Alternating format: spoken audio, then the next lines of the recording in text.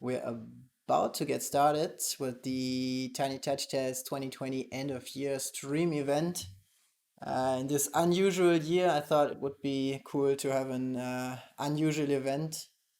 Cool. So I think, yeah, just as a starter, I think we don't have to talk about the crazy and weird year too much, but just saying that if I personally complain about a few things, that's just minor complaints. I think I was in a very good spot with being a games developer.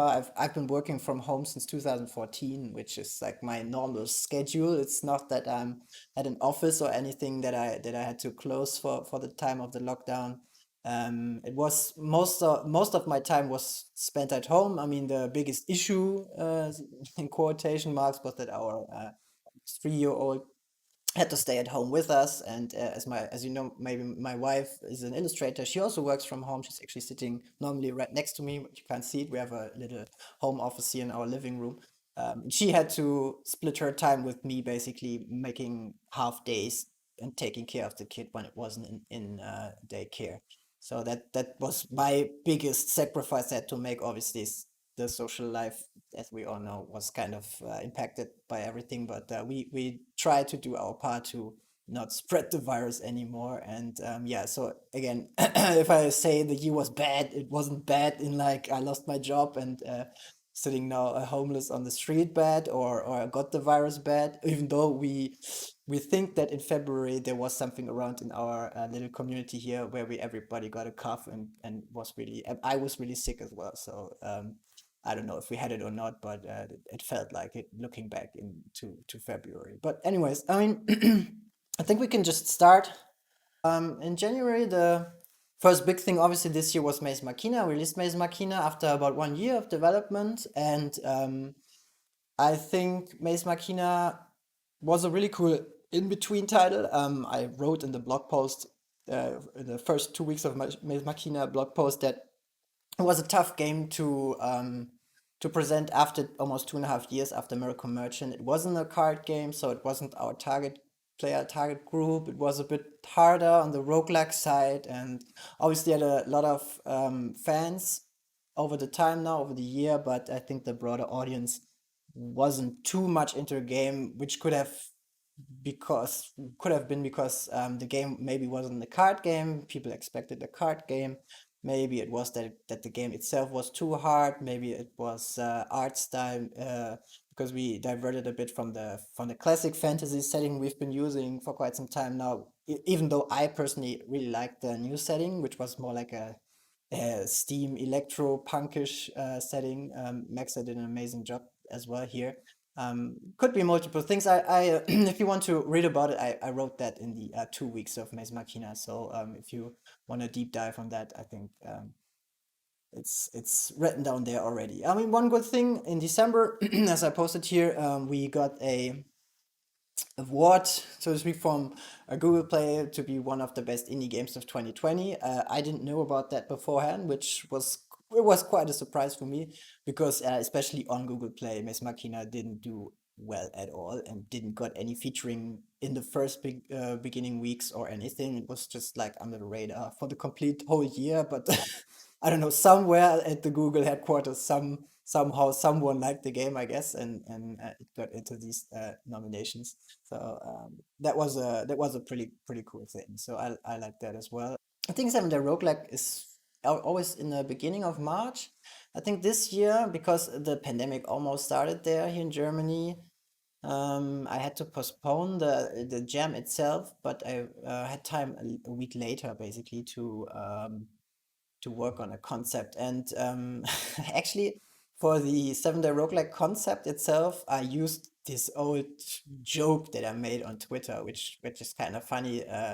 And I already talked about this a bit yesterday in the warm-up stream, where I posted this, like, having one deck of cards in the game is cool and all, but have you ever thought about having like 12? This idea was that around the game board, each column and each row has a deck, and you can pull and push those cards out of the decks and into the decks and have like a moving game board, uh, basically dependent on the cards that come out of the decks on the side. And with this concept, I actually started the jam, but it uh, moved from away from the cards into this kind of tile-based idea. So you have a bigger picture here. Yeah, wow, huge picture.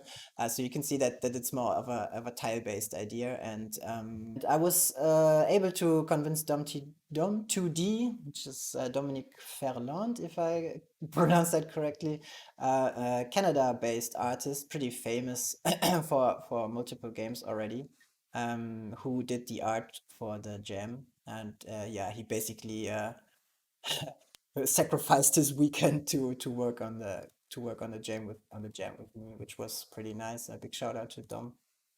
His work is pretty amazing. So yeah, and then April to July, I just made a small comment about the daycare and lockdown issues that I had while working itself was kind of hard, and I just did some maintenance updates for a few games. Just worked on some prototype ideas. And August. So after the lockdown, I wrote that I worked a bit on the Miracle Merchant transition.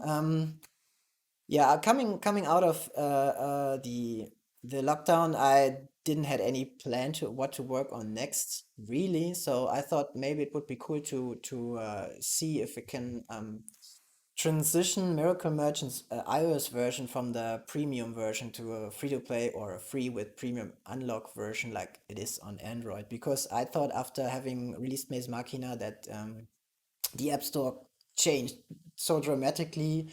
And with the new subscription services coming up, it was quite interesting to see how a premium game, even though it was very well featured, uh, 2 weeks in a row had amazing video featuring spots which I hadn't had with any other game, and still couldn't really make a big difference in terms of revenue.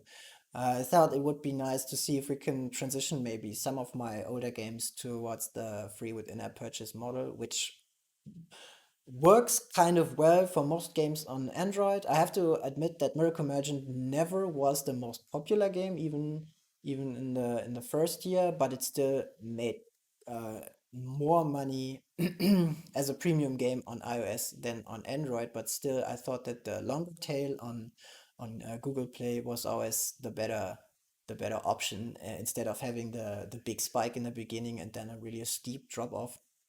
So what I did basically was just make the iOS version similar or the same with the Google Play version and just released an update without saying much.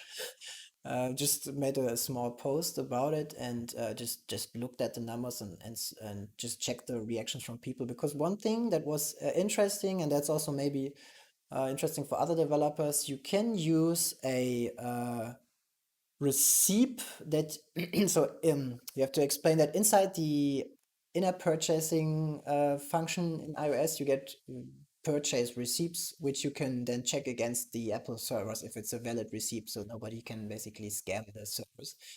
And you have a similar receipt. It's not the in-app purchase receipt but the app receipt which you get when a premium game is downloaded. So you have a receipt that you can request from the Apple server. You can check, okay, this game was purchased on this date in this version number. And then you can basically implement a pretty simple code that checks this app receipt, and you can check if the user downloaded the free version with the version 2, or if the user did download any version before the version 2, which automatically means he has the premium version, and then you automatically unlock everything for him, and it's as if he never noticed basically that anything changed in his game. And that's what I did. And I think I did that in August, pretty in the beginning. And we can just look at this post I made on Twitter about how the revenue changed after that. So you can see that the downloads, you have to see the other one, right? So you can see that obviously the downloads increased, but also the revenue increased in this short time frame. I think it was 2 months, uh, and May is about uh, let's say 500 $150 more maybe.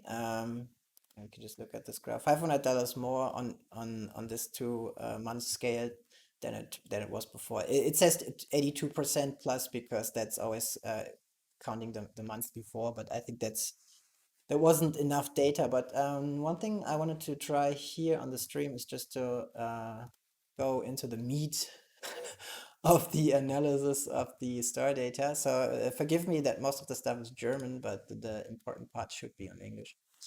Just take a look at my sales data. Just take a look at Miracle Merchant and just check a bigger time frame now because the game has changed in August and we have December now. So let's see, August. I don't know. I take August 1st maybe to today. Yeah, you can see the big download spike here. Okay, so I think it happened even a bit before, maybe around here, 29th to 29th. Yeah, here's the big spike where the iOS downloads increased because of just going from premium to free. You have this huge boost because obviously or seemingly a lot of people basically have your game on a going free watch list and they have their alerts set up, and once that happens, people download your game for free, and then you get these big spikes without any featuring or whatever. So, but you can see now that the revenue from about the 30th, 29th of July to now actually exceeded the Google Play version, and you can see in the same time frame. So if you would go back the same time frame this year, we made about 85%, 58% more revenue, which is it's good, I think, and it was the right choice to move Miracle Merchant to the free model. Obviously, we got a shit ton of downloads as well, which always helps to spread the word and always cross promote the other games that I have as well. So I think that's one of the benefits of being free, and we will see that with GNOME Meteor later on as well. Is that once you have a catalog of games and you have a catalog of very similar games, I would say, like all my card games are pretty much the same niche. So, and if you like one game, you would definitely are more hesitant, definitely more likely to check out the other games as well. And if you get a game for free, it's even easier to cross promote within your own catalog of games. So that's always a nice effect, I think. And yeah, I think the change was good. Um, Even though right now, and I think I said that before on Twitter somewhere, that I'm right now not 100% sure if I want to switch Card Crawl or Card Thief as well, because those games still, even though they're old and even though they're still premium games, have a very good revenue stream still, and I'm not sure if I want to change the system for them there. But obviously, next up would be Maze Machina, maybe next year to turn that into a free within a purchase version as well, because this game maybe would be better off having a free version as well. And yeah, obviously, I have to adapt to the market changing, right? So as I said, subscription games going to be big in the future, I think, and things like Apple Arcade are great opportunities for premium games to strive even in a harsh free to play market. But yeah, it always depends on the game. It always depends on the type of game and the mode you're working on as a developer. I think not subscription is not for everyone, but so far I'm quite happy. For example, with, as I said, Google Play Pass, how it's working out. September, sorry, we or I started a new game concept coming from another even older idea, which I called Card Tower. And the concept itself is described as a mix of a classic solitaire layout where you just put cards on top of each other, pretty much or pretty similar to Gnome actually. but it's more like a lane-based tower defense game. So you can see here in the GIF how the original concept looked like. So you have these cards that come from the top, and they basically attack heroes on the bottom. And by moving cards on the bottom, you reposition your heroes, but you also reposition enemies and items that are coming in.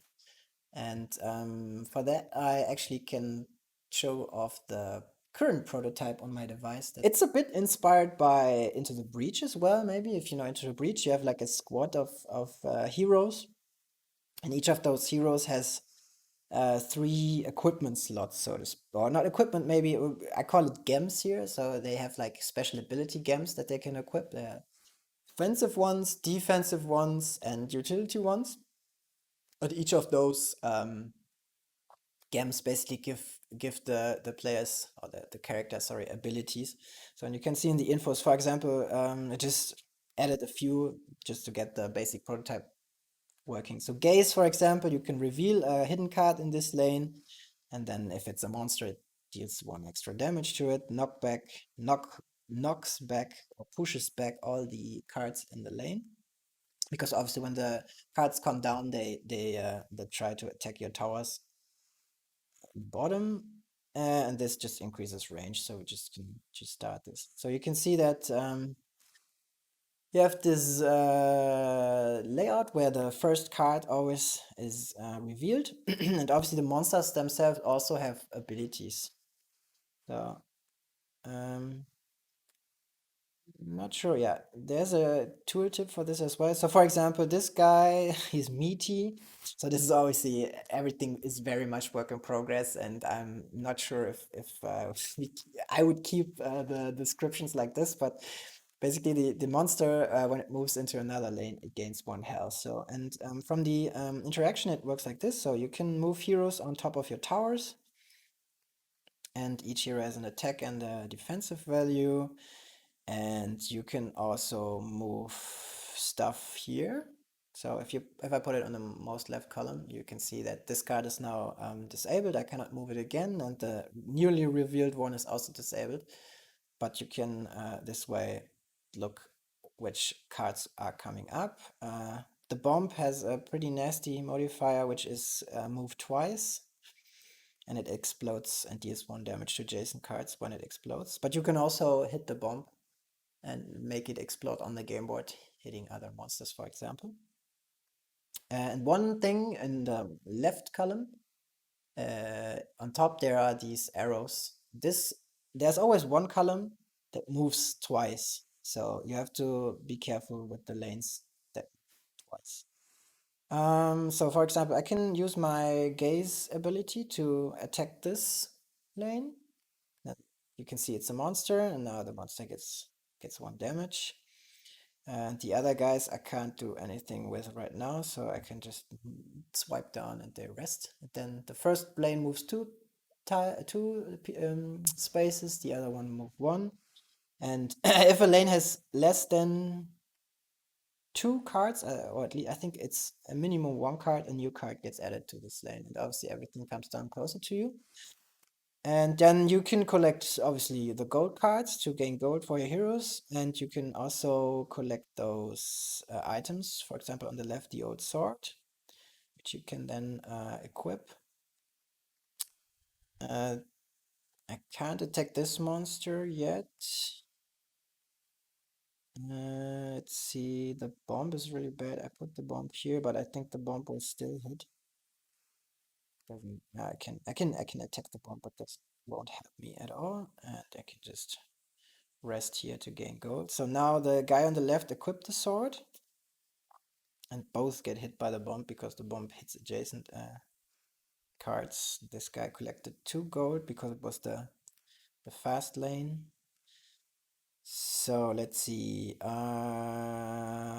So with these with the sword equipped, see, a sword deals 1 extra damage. So this guy actually does 3 damage and knockback. So I can hit the monster on the left and it gets pushed back.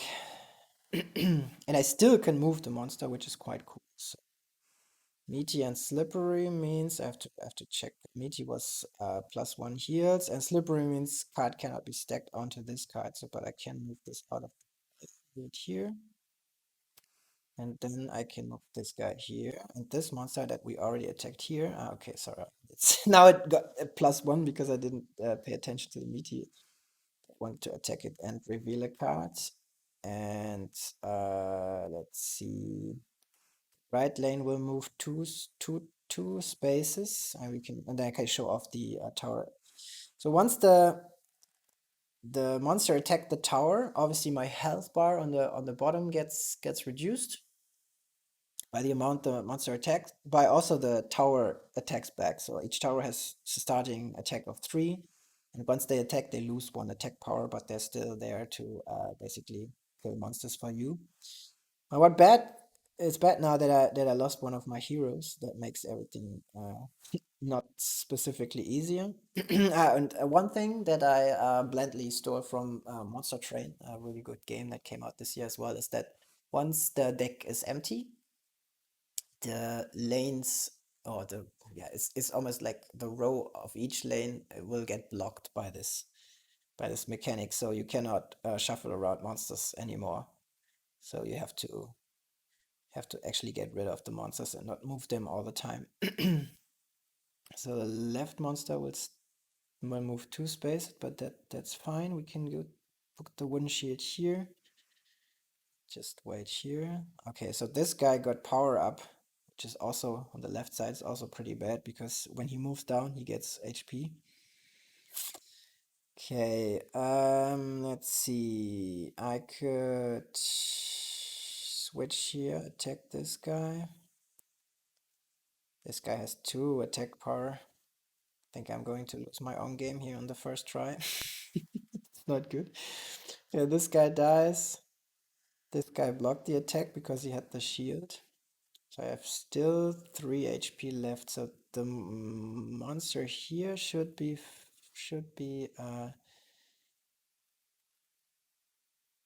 attacked by the tower and die. But this guy gets more stronger even now. Yeah, I think I can't win this anymore. Yeah, so my own game defeated me in the first try.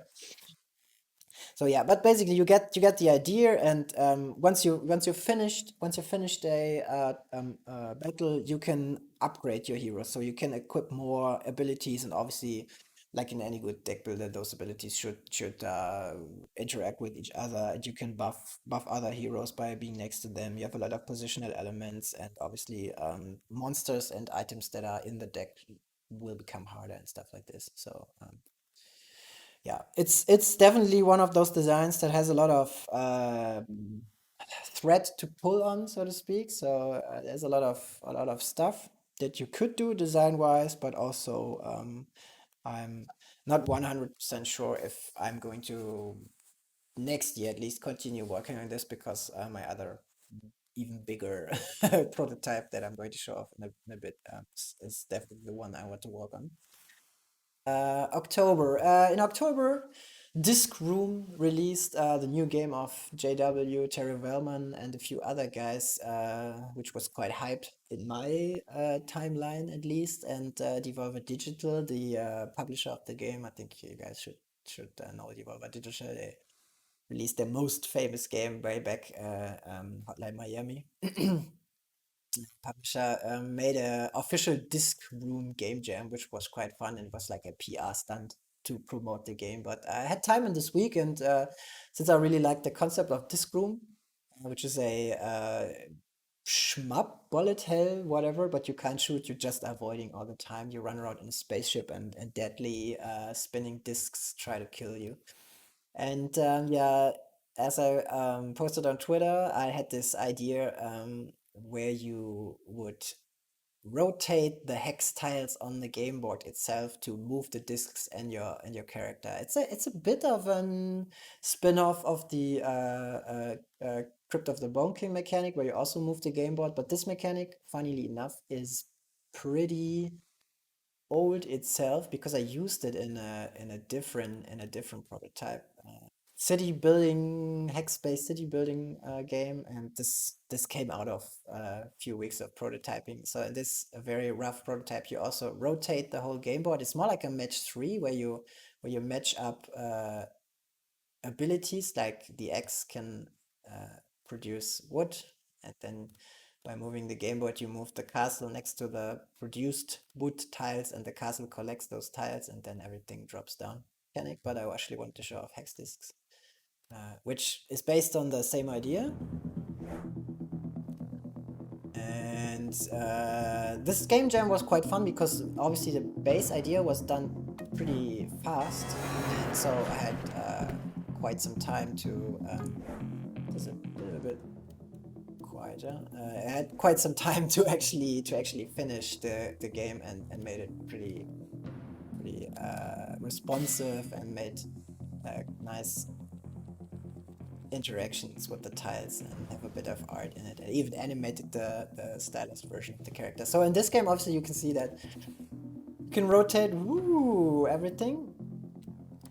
And the discs move in the direction the arrows point to. Those discs move just one tile, so if this disc will move here, it will just go up and won't kill me. But you can also use your movement abilities down here to collect those orbs, which is the goal of the game. So you collect as many orbs as possible before getting hit. One thing that was really cool, I think, in this jam was that those one, the audio and music designer, actually provided sounds and few effect SFX for the game. The music that you hear, the loop, is from one of my free databases, but everything else is actually provided by the real audio artist of the game jam, of the real game. It was provided for the game jam. So let's see. Nice bug here. Oh, this one got me. See. So yeah, that's basically the game. So you try to avoid discs and try to collect golden orbs, and yeah, once you die, it makes quite a mess.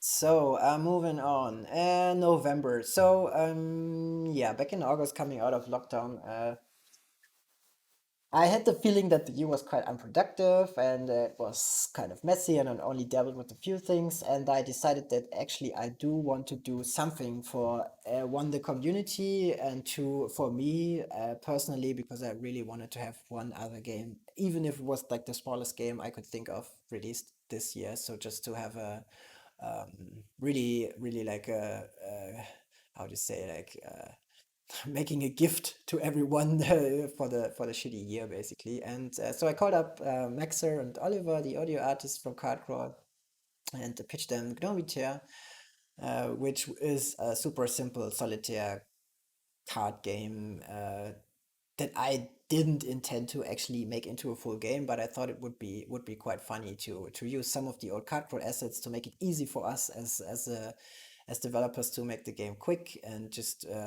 have something that is basically tied to the Cardcrawl world. And we used the barkeeper, which we call Nomi, and basically gave him the game, and it's his game now, so to speak, in Cardcrawl, in the Cardcrawl world. So no, it took us, I think, 3 months maybe, roundabout, and we released in November, to surprise to everyone. That was a that was a really funny exercise for me personally, because I'm the guy who posts prototypes and it screams out everything into the internet as soon as I think it's worth screaming out, because it's so hard to get attention. But the other way around, keeping secret about this project was kind of hard, because it was so cool to see the game evolve from this super bare bone prototype to this really cool game. Few of the people actually were kind of sad about the challenge mode, because it's seemingly easy to rank up and fall in rank, but others really. And I think it's really funny, because we have in our Discord, by the way, also a good place to hang out. We have a bot that posts daily scores of all daily games, but also the daily high score of Neomite, and you can see that few people are going up and down the ranks on a daily basis. So there are a few pretty competitive Neomite players already. And yeah, definitely was cool to get back also to Cardcrawl's like cozy tavern and just live in this world for a few months again, which is pretty cool. So yeah.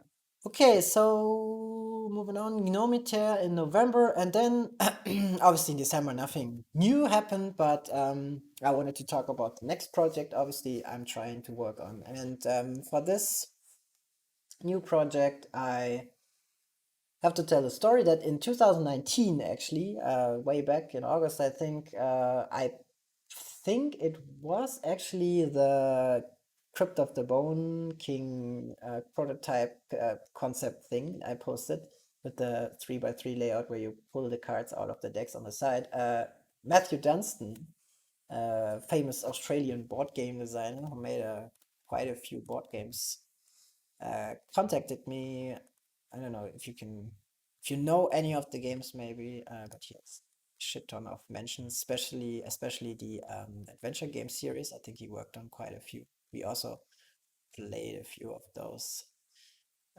He contacted me via Twitter and asked me if I would be interested in looking at his prototype, that because he had a similar concept with the 3x3 grid. And actually, it was a dungeon crawler already at this point, so I was naturally interested in looking at this. And this wrote here in the blog post that it looked oddly familiar, coming from Card Crawl, right? So you can definitely see the connection there, and it was pretty interesting. And he had a lot of good ideas that actually were out of my design thinking, so to speak. I mean, they weren't like crazy new things, but they were. But he is always looking from the board gaming side, and he I think he has a different angle to look on the game design that I do, and he does, and it's really interesting. And yeah, definitely we chatted a bit, and I decided that it might be cool to at least give the concept like a go and see if we can get somewhere.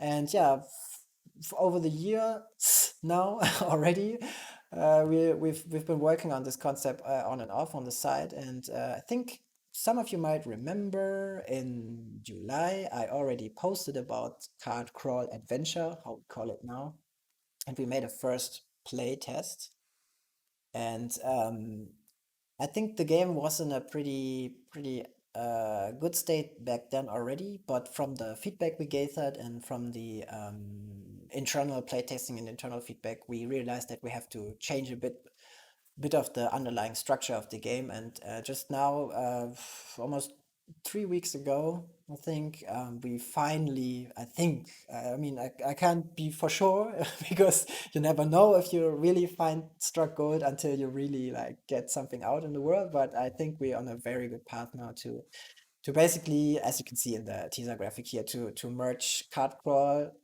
dungeon crawling with card thief, card interaction, and state aspire deck building. That's definitely, but most of the inspiration from the deck building part comes from State Aspire. But obviously this year Monster Train also released, which is a pretty interesting deck building game, which has this tower defense, lane defense thing as well. But yeah, definitely one of the, if not the prototype to work on next year. Okay, so Cardquell Adventure we call it, right? So as I said, the base game is a deck building game, sort of, mixed up with solitaire, obviously. So first off, you start with the character. Each character has a starting deck of cards. It's only three, and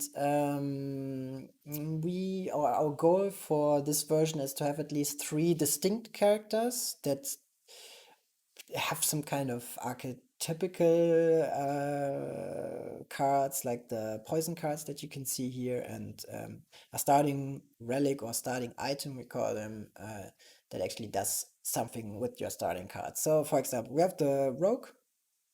Here I have to explain. Each character has an family item, so to speak. So it's something that is unique to them, and the item is displayed here in these 3x3 box. So you think of Diablo inventory management system where you have items that fit into your inventory, and you have this kind of inventory management mini game inside the game as well.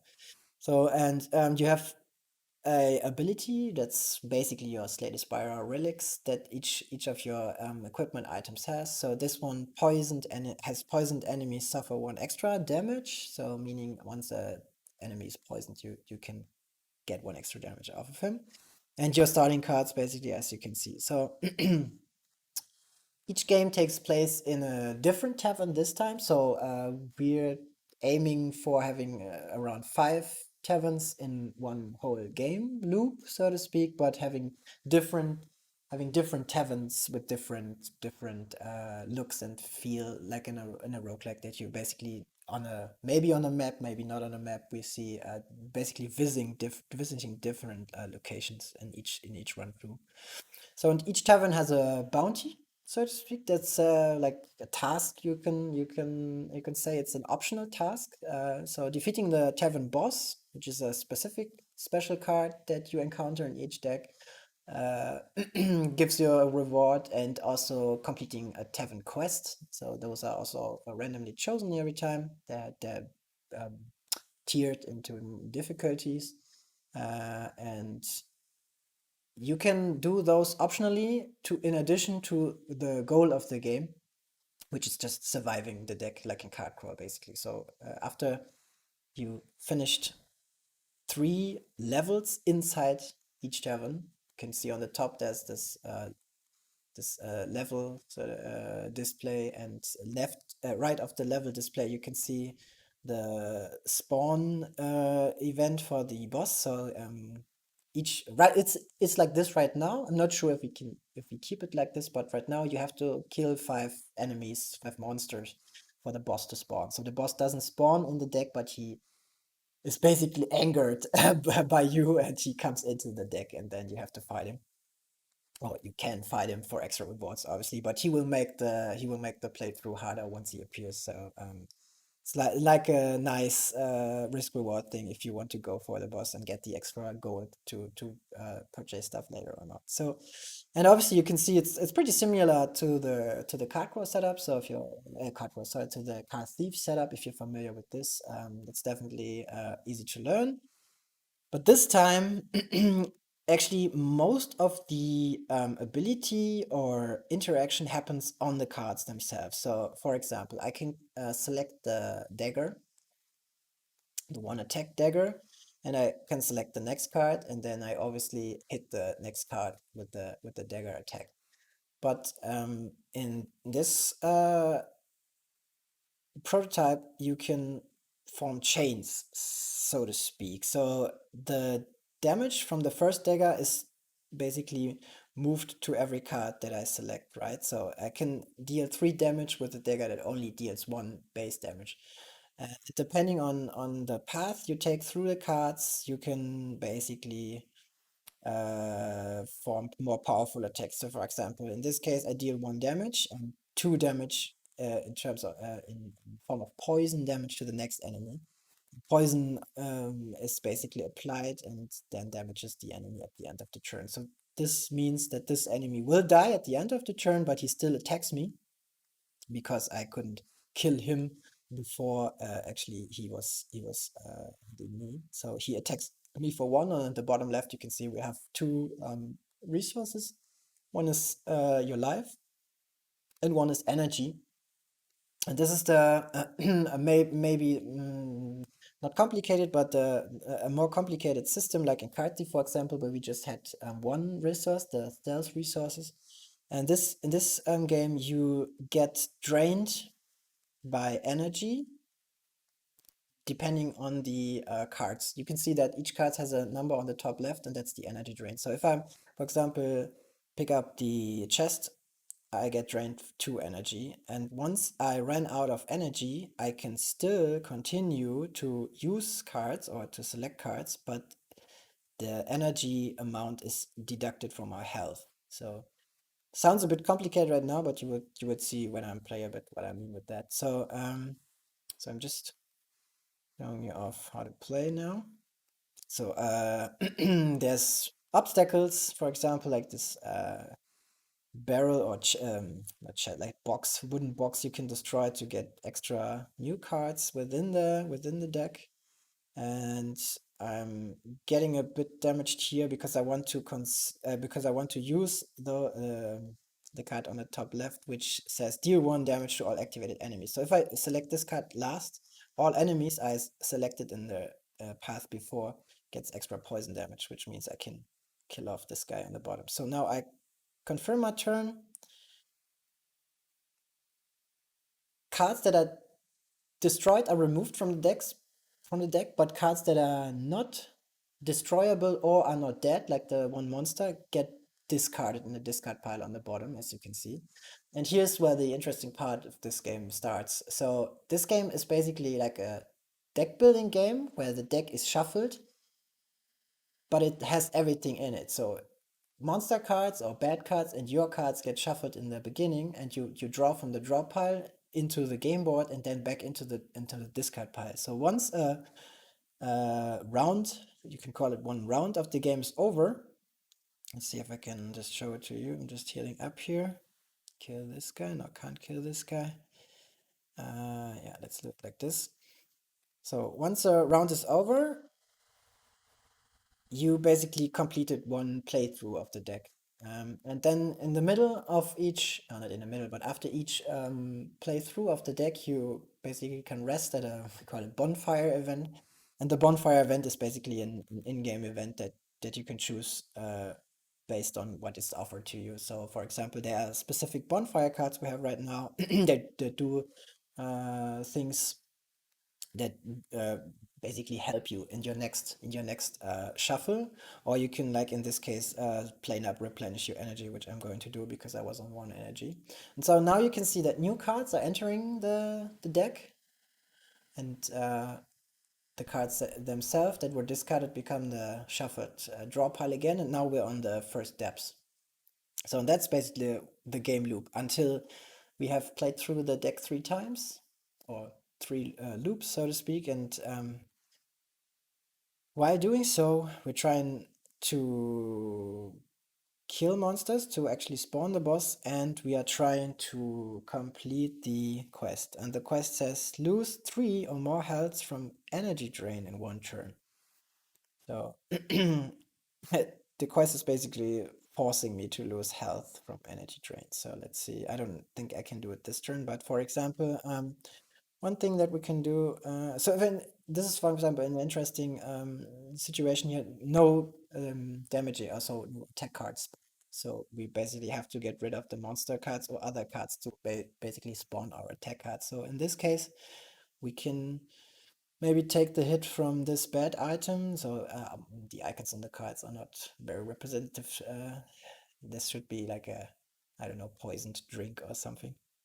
Obviously, consume means that the card is consumed and will not come back.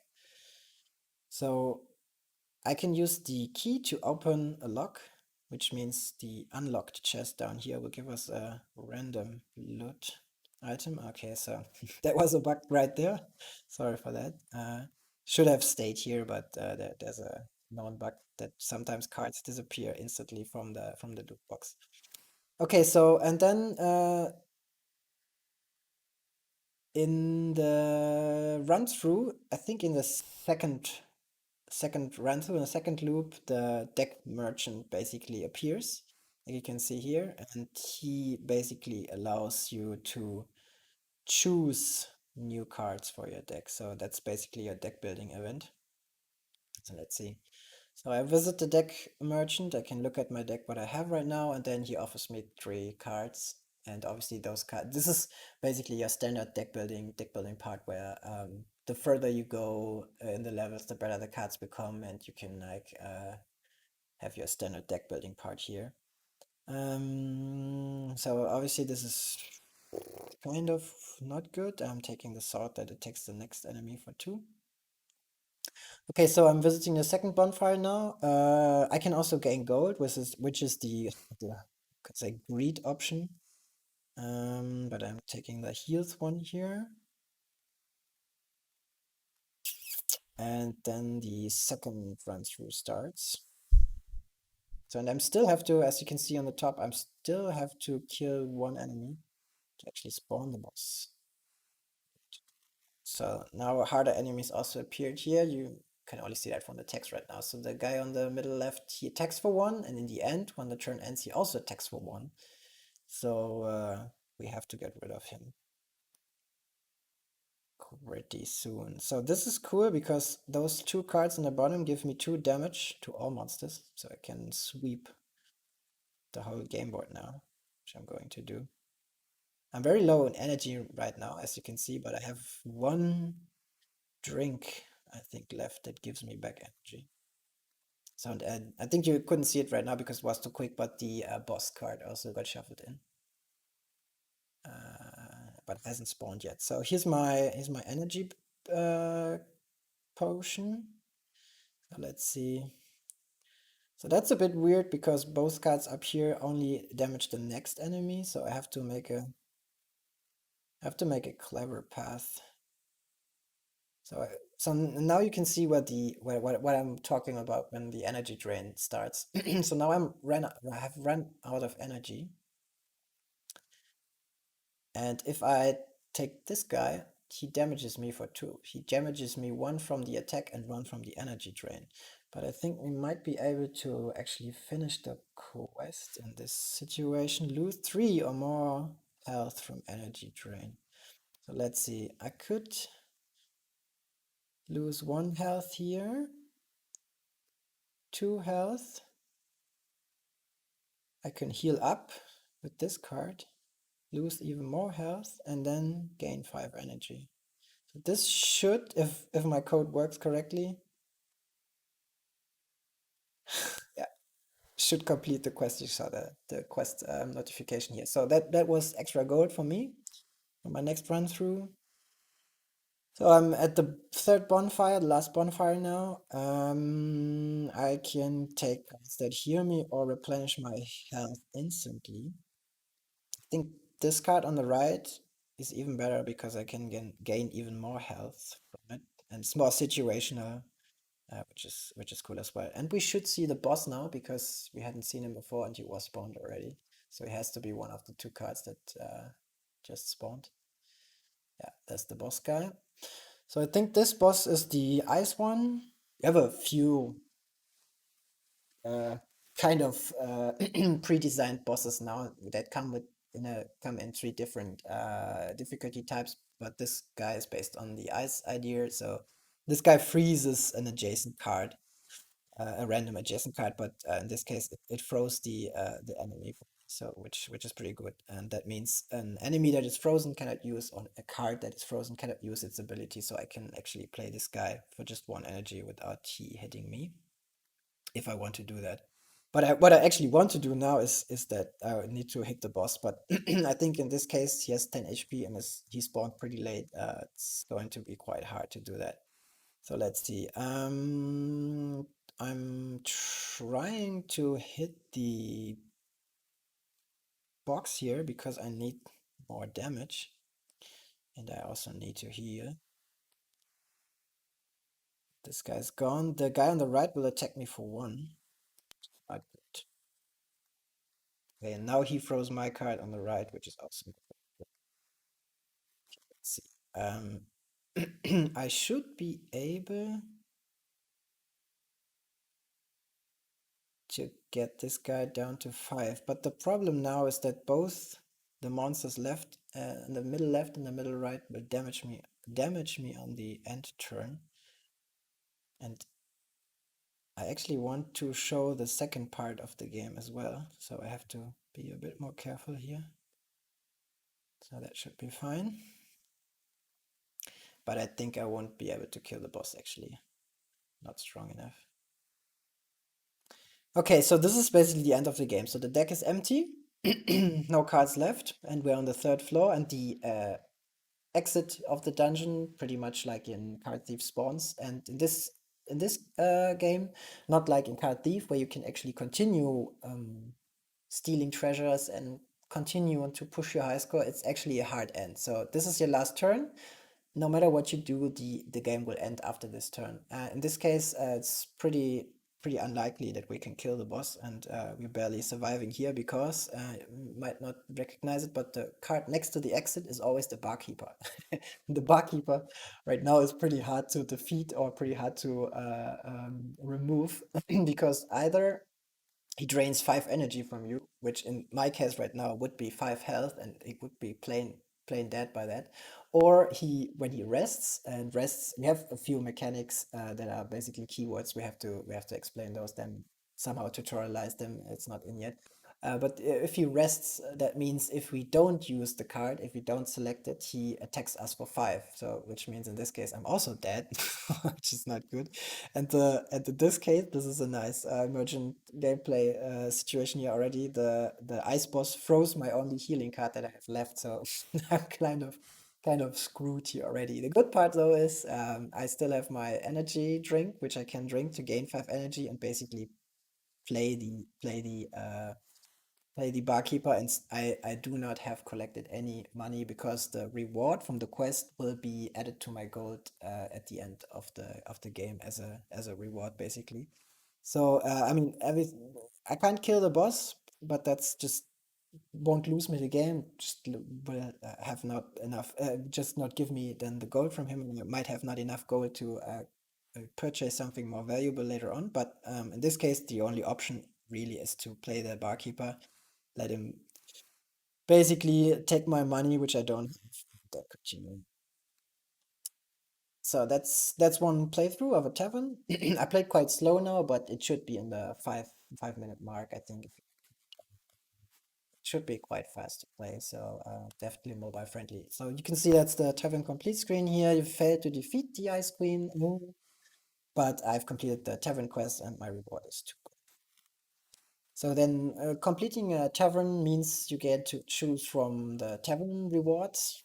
We have 3 tavern rewards. Basically, one is a new equipment item to add to your equipment. Equipment items basically give you abilities that are directly that are like you say active abilities, so to speak. So you have mechanical stuff like using 3 monsters to gain an action, or when you, for example, like the poison one, when you damage a poisoned enemy, you get 1 extra damage. So it's the equipment is mostly just active stuff. Then the tavern charms are equipment that is based on chance. So it's like a lucky charm that you can like.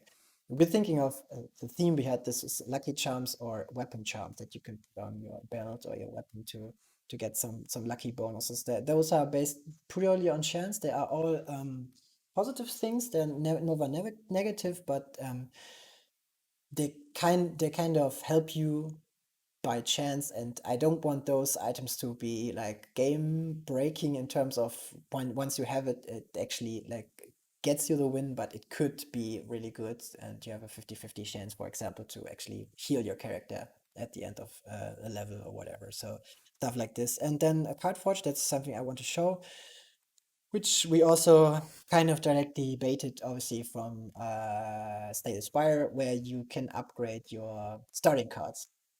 In this design, we actually want to focus on the character cards a bit more than on every other card, because I think it could be cool to have these thematic cards that are really bound to one character, and maybe we have later on have some achievements that basically revolve around the ability of the characters. So, and in this case, I'm definitely going to update my the backpack here should be a poison potion actually. So I deal 1 damage to all enemies, not just to the ones I selected already.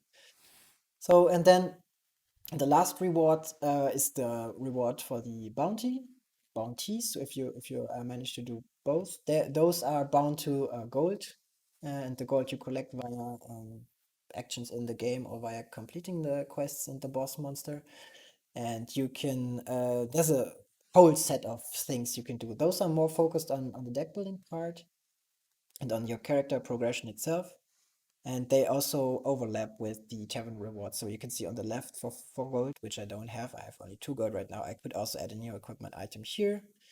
I can increase the damage of a card by 1, which is also pretty powerful. And in this case, I can also increase the maximum energy of my character. That's something I could do, but I could also skip the reward. This is something taken from Monster Train, because gold in this game is going to be the high score as well. So you have this kind of risk reward mechanism where you can skip rewards that will help you in the game, pretty much like in card world, selling item cards to increase your gold value. In this case, you can skip the rewards to gain more gold, and once you yeah, basically skip rewards, it's going to get harder for sure, but you always have the chance to have a better score than someone who did buy something in the shops. So anyways, I'm trying to play maybe one more level, and then I think we should wrap up. We're already at 1 hour and 37 minutes, so a bit over time, but I think it's worth it. So the next tavern is the Ogre King as the enemy, and the Ogre King has 2 energy drain, 10 health, and attacks for 2, so hits quite hard. The tavern quest is to select at least 1 bonfire card for 1 tavern, which is quite easy, I would say. It's not as hard as the energy drain one before, so it's a bit random, but we have to balance the quests and rewards for the quests a bit later on. Okay, so I'm trying to play a bit faster now. So there's different types of enemies. Obviously, the iconography here is just placeholder, and we would have families of monsters that basically do similar things in the game later on. For example, on the bottom right, this monster, if it gets damaged, so if it gets hit, it increases the energy value of cards that are adjacent. So meaning that the card on top going to have +1 energy, which is not good. But you can select this monster first, so you don't damage it, and then you can just remove it. It's just an obstacle in your way. So okay, this monster, if I damage it, it gives +1 HP to another monster. What I could do, never mind, doesn't matter really. Oh no, it does matter. Wait a minute. 3. No, doesn't matter really. So let's do this, but don't take the energy potion yet, because it would I would lose 1 energy from that. So let's wait a bit. So I can gain energy from poisoned monsters as well. This guy on the middle left discards. When he discards, he adds a new skeleton to the deck. So we might want to wait until we discard him. Just taking some energy here. Okay, oh, I take the 1 energy, 1 health thing. Completed the quest because I have the bonfire card now selected. Going into the second shuffle now. Still have to kill 5 monsters, which is quite. I'm hoping for a better item from the chest, for example, but I also can now poison all enemies. I can poison this guy maybe. That doesn't help me because the guy on the bottom also needs 2 damage. Let's see. I think it might be easier to do this. Do this, then I'm eating, then I'm opening this lock, and I'm getting energy from the poisoned guys back here. So he spawned the discarded guy spawns a new one. Okay, I got an extra apple from the chest, which doesn't help me that much. Okay, there are my attack cards. So this guy on top has still 1 poison left, so I only need to hit him once. I'm wasting a bit of attack here. It should be. Also, you could see, maybe recognize that we in this game you can do diagonals that across the path itself. And in card diff, I didn't allow that, but in this scenario, I think it's way more fun to be able to select everything. Well, so my drafts are really bad right now, so I'm only getting bad cards. I really need more damage, I think. The enchantment system, for example, could enchant a sword that only attacks the next enemy to a sword that attacks two, which would be a upgrade. That doesn't directly influence the damage, but mechanically influences the card, which could be kind of cool. So okay, I take the attack one, the bonfire card that attacks me for 1, but also increases the damage of the next attack by 2, which is kind of good because I desperately need more monsters dead to get the boss to spawn. So that's quite a few monsters. That's also the increase damage monster, increase card energy monster here again. I can kill this guy, I can attack this guy, I can kill this guy. This should be enough actually to spawn the boss, and I'm gaining some energy and health back here. Right, so here's the Ogre King. It's not the Ogre King, sorry, it's the Ogre Guard, because the Ogre Guard comes with the Ogre King. And you can see what that means. So here's the Ogre King, but the Ogre Guard didn't spawn yet, so he has one more turn, because the Ogre Guards actually protect the Ogre King. You cannot attack the Ogre King unless the Ogre Guard is either discarded or defeated, so that's good for us right now. So now we have to, I mean, in this case it's a bit weird because I would waste energy again to hit the ogre boss for a full attack, but I think I'm going to do it anyways, like this maybe.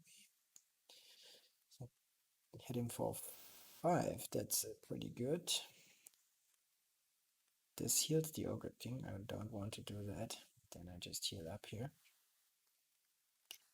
One more skeleton from the discard ability of the other skeleton guy.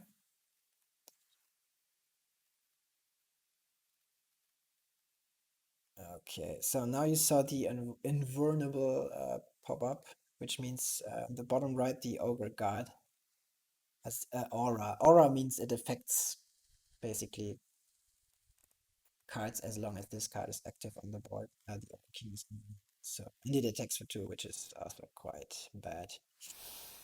But I have my buff bonfire card up there, but nothing to actually buff, which is also quite sad. So let's see. I can poison the Ogre King, I think, which is good. And I think he will still suffer poison damage, even though he's invulnerable from direct attacks. Yeah, that's pretty good. So that's something that's also kind of an emergent property. Poison basically circumvents the ability of the Ogre King to be immune against physical attacks, so that's quite cool, I think. Let's see, I'm just going for plain energy, plain health refresh here, and obviously the Ogre King's leftover poison damage will kill him in the next turn, which is quite good. That way we can avoid the guard itself. There's quite a lot of cards still there. Okay, let's see. Can gain energy from the poison guys. Take 1 hit here. But I can do a lot of damage with the 3 damage dagger now, which is good as well. We don't even have to attack the Ogre King because he will die from the poison now. Look. And now he's gone as well. So now we completed this quest as well, which is good. And we just have to survive the rest of the deck here. This guy.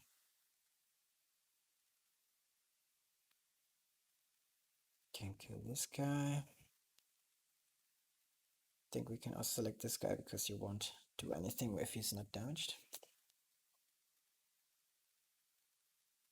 Closing in on the end, 3 cards left. Okay. Can once more poison everyone. Get some heals. Yeah, get some energy. Those guys are dead, those guys are dead. This guy is dead. But then the guy on the bottom left will not die, but we don't care about that actually. Okay, so those guys are gone as well. Now the last card spawn, and I think one random card from your discard would spawn to fill up the last spot. So in this case, we are pretty lucky because we can avoid using the barkeeper and everything else. Actually, we can just move on. He will hit us for 5, but we don't care because we have full energy. So that's the second tavern complete. Both quests done. Can just show off a tavern charm maybe. So we have, as I said, we have this Diablo-like inventory, which is quite cool. So you can like pull out stuff and put it into your inventory. It has to fit, right? So if your next inventory, if your next item is too big for your inventory, you cannot use it. You always get a selection of 3. It's just an example. 10% chance to duplicate and add a player card at the start of the tavern. Pretty good. 25% chance to not consume a consumable card at the end of the turn. That's pretty good with the bonfire cards that are consumable. 15% chance to replace a monster card with a player card at the start of the turn, which is also pretty good. So you get like a lot of very nice benefits from those charms. But obviously, the percentage chance I think we have to balance a lot. So I don't know. 15% could be not enough to trigger once in a full game. So we have to see how that works out. And just to show off one of the other rewards, where we can even add more tavern charms, but we can also transform a card, for example, which is also standard Slay the Spire stuff. So I would say we take our worst card here and transform it into something else, which we can't see because there's no interface for that. So yeah, have to work on this kind of stuff a lot. So it's still a prototype, but yeah, it's a functioning one, and I think this demonstration, this playthrough already shows a lot of potential. Obviously, art and interface and everything of that will help a lot to make this game get more understandable. Revenue overall was down 17%, I guess, based on the pandemic. Everyone is not traveling anymore. Most of my games are travel games, 5-minute time wasters, waiting in line in the grocery store, which is still happening, but not to an extent that it was before. We made about $93,000 from all of our games that are in the store.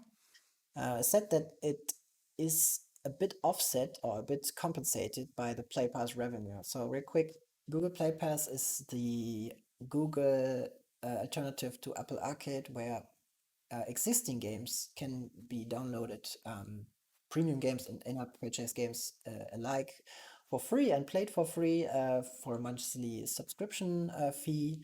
And developers like me can put a Play Pass version basically inside the service, which is similar to the regular store version, and we don't have to put down the store version, which is pretty awesome. So I can get revenue from both sources now.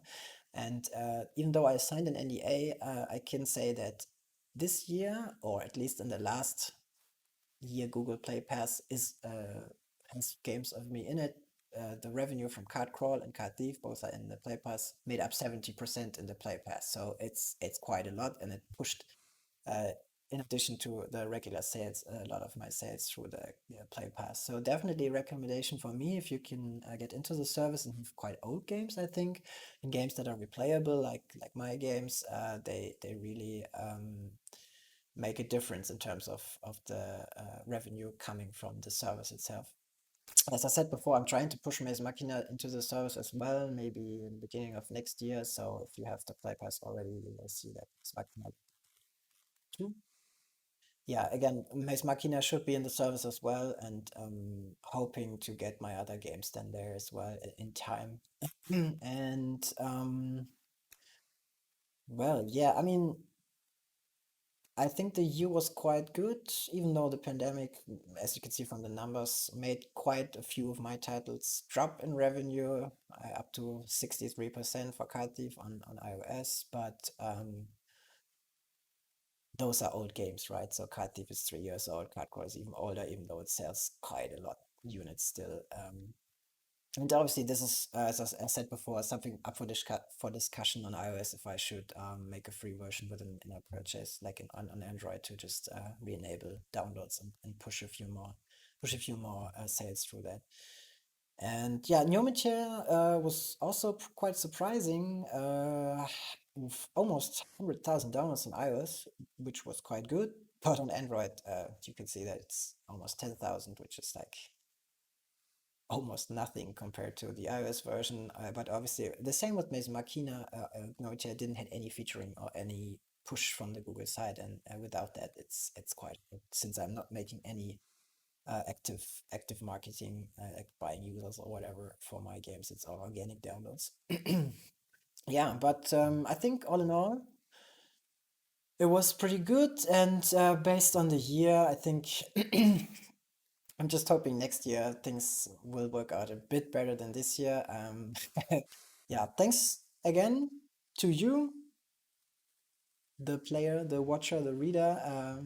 Without you, it wouldn't be possible that I'm actually doing all this stuff, and continued support throughout the years means a lot to me. And yeah, with the upcoming new release, hopefully next year, I think we all have something to look forward to. And just as a final teaser, not teaser, but like the, how do you say, Rausschmeißer in Germany. So the song that will kick you out of the stream. I'm going to play this Daft Punk remix by I Am Louis LaRoche, which I think is absolutely incredible and sums up my political view of the whole year. So thanks again to everyone in the chat, making the stream worthwhile. I hope you had some fun, enjoy the rest of the year, and hope to see you next year. Like a memory question, it's like you'll go person, woman, man, camera. So let's say, could you repeat that? TV, woman, man, camera, TV. Give us that again. Can you do that again? And you go person, woman, man, camera, TV. And repeat them. Can you do it? And you go person, woman, man, camera, TV. That's amazing. How did you do that? Thanks again, guys. Have a good one. See you next year. Bye bye.